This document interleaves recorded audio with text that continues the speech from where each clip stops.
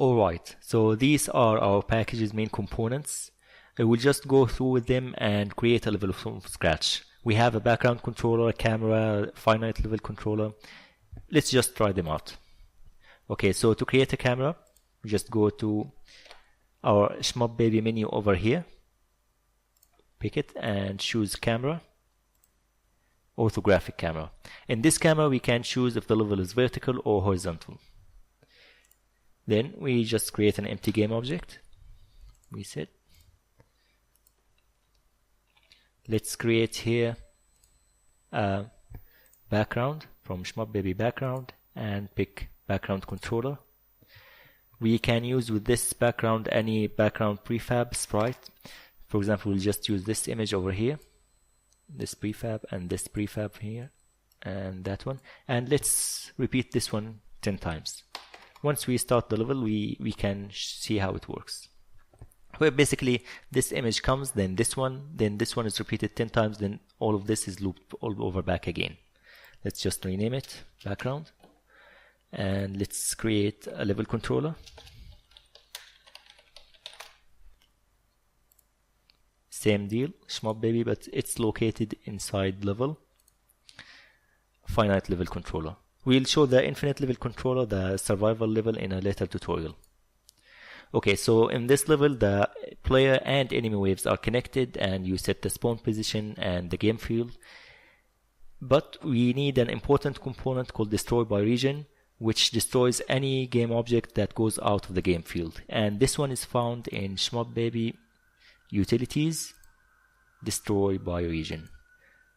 To improve performance, we change this rigid body, and in all of our components, the rigid body is kinematic and uses full kinematic contacts. Okay, perfect. So we have now a background, a camera, and a level controller. We'll just add the audio and UI before we add the player and enemy waves. So we just make an audio over here. Shmup baby, and inside the level as well, level audio manager. Although we still don't have any sound, but this is the basic for adding any sound later on. So we have the audio, and let's just use the UI. Making a UI from scratch, as if anyone has experience with Unity, is very time consuming, but luckily you could just use one of our UIs here. We have two options for UI, blue UI and the default UI. Let's just use the blue one, and the one you want now is the level canvas. These other two are for the main menu and the player select. So okay, so now we also have the UI and background controller, orthographic camera. We just need the player and enemy waves. Let's just get started with them and create a player. Just start with an empty game object. The very important to remember is that the player needs to be on the player layer and the enemy on the enemy layer. Okay, and just rename it. And just put a visual over here so we have it, but it's just not in the right rotation. It's pointing correctly now, and just scale it. So we have something that looks like a player, but of course it won't move unless we add a player script. Oops, inside Shmup baby, and it's located under agent. Basically, player and the enemies are all agents. It's a programming thing. So here's agent, player, select player, and it automatically added a player mover. Just let's make it a little bit faster. This determines the speed of the player. And to add weapons, we'll go over here. Just modify the rigid body into kinematic as well. But one thing to remember, the player of course needs a collider. Without it, you can't get hit by enemy bullets or hit enemy, collide with them. So let's just pick any quick circle collider.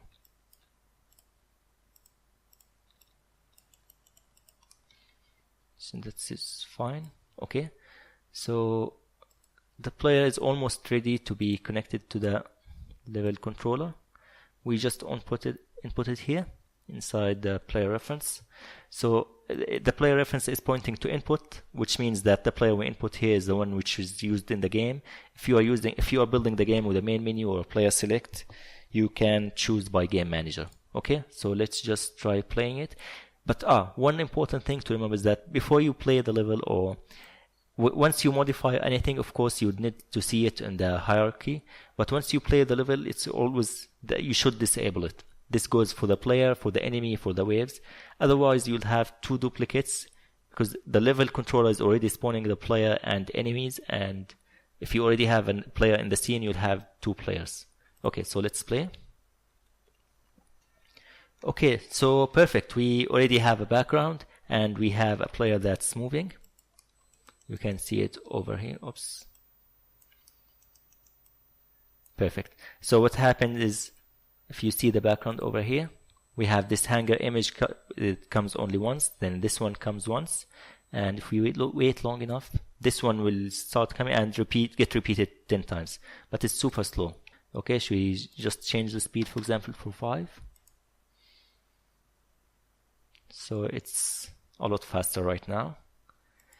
And the background repetition has to do with aspect ratio, or if you need multiple backgrounds for any reason. So if you see here, it's background repeated. Okay, perfect. So we have a player right now with a mover, but we don't have any weapons, and we just need to make an enemy with a wave. Alright, so let's just make the weapons first for the player and a quick enemy wave.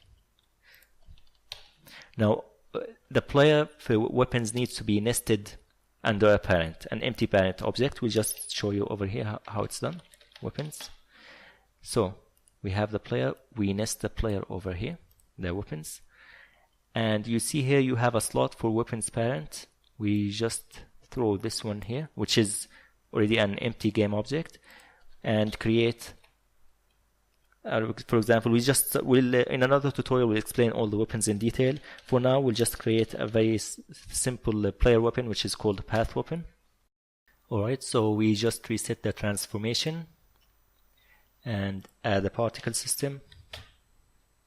And why not nest it here under the weapons? But because the player is disabled, so we can't see anything, we just enable it so we can modify the weapon. Go again to the particle system.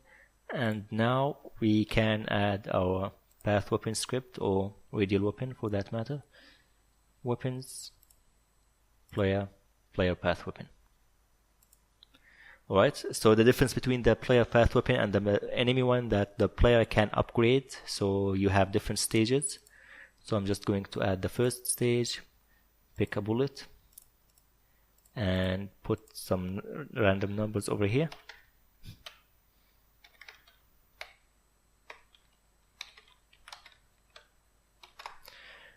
Alright, so we have all these things, but we can't see any bullets. That's because the particle system sometimes you need to refresh it to update. So I'm just going to select anything else, then go back and see, and it's working. Now we have a player path open, but before that we just need to connect it to the player weapons over here. So it's all working fine. We have the path weapon nested under the weapons, and it's connected in the player script.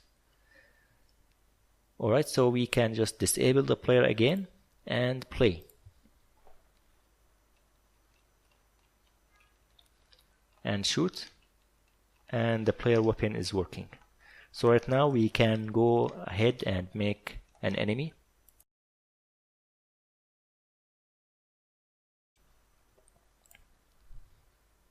Reset. Let's rename this into an enemy. Again, put it in the enemy layer, and similar to the player, we are going to Shmup baby. The enemy is again an agent, so we're going to select agent, enemy, and enemy. The enemy didn't automatically add for us the rigid body 2D and a collider, so we'll just add them right here. Kinematic, and let's add a collider, although we probably need to see it first, so let's just select any of these prefabs over here as an enemy. rotate it and scale it. So this is our enemy over here, but right now you can't just connect it to the level controller, to the waves. It needs to be on a wave, and again it needs to have a mover, because right now even if you put it on a wave it will just remain stuck on the edges. So we just add an enemy mover. Again, to Shmup baby, agent, enemy mover. Let's pick a simple directional mover. We'll go over the directional movers and waves and weapons in later tutorials. So let's just make it move down. So it comes from up the screen downward, and give it a speed of 6. And our enemy should be ready right now. We just need to put it on a wave. Shmup baby, and this is a wave, organized wave, and just throw the enemy over here and rename it.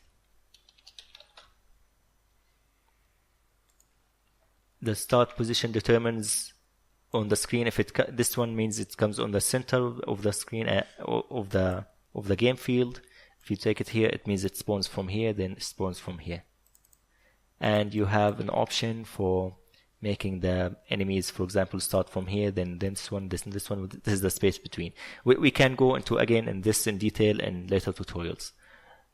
So I'm just going to spawn 2 enemies with 1 second between each, and afterwards I'll disable this one. Just like with the player, we don't want duplicate objects in the scene.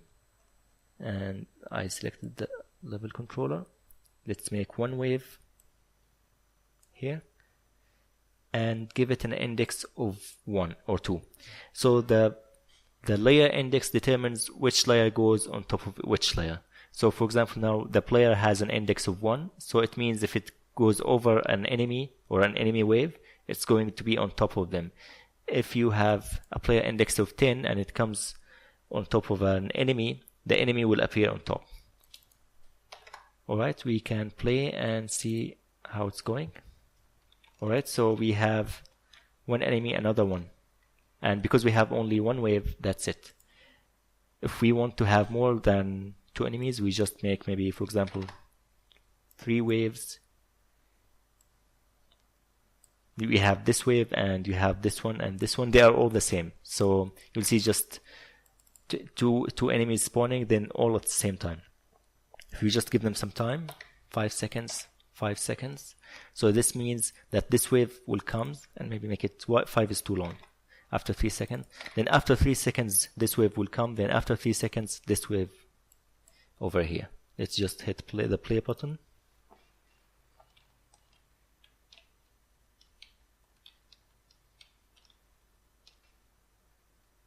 And that's the final wave, and I finished the level of over here.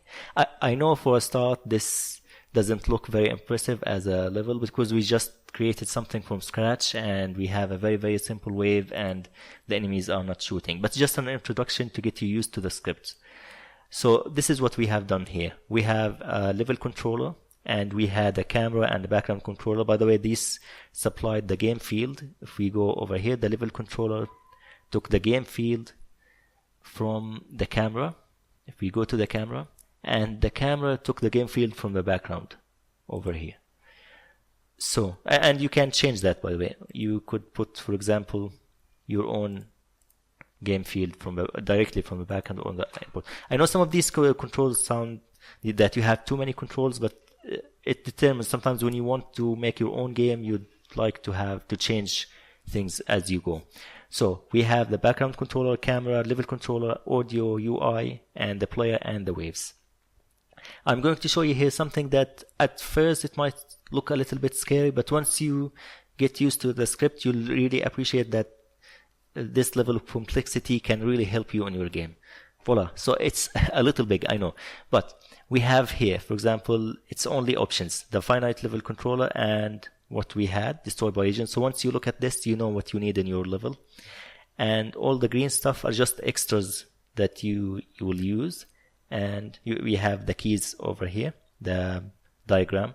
So the player needed a mover, rigid body, collider, and weapons, which we have just done. And the enemy, we've done it with a mover, and we didn't even add weapons, and we had a rigid body and a collider. And you have multiple choices for the enemies.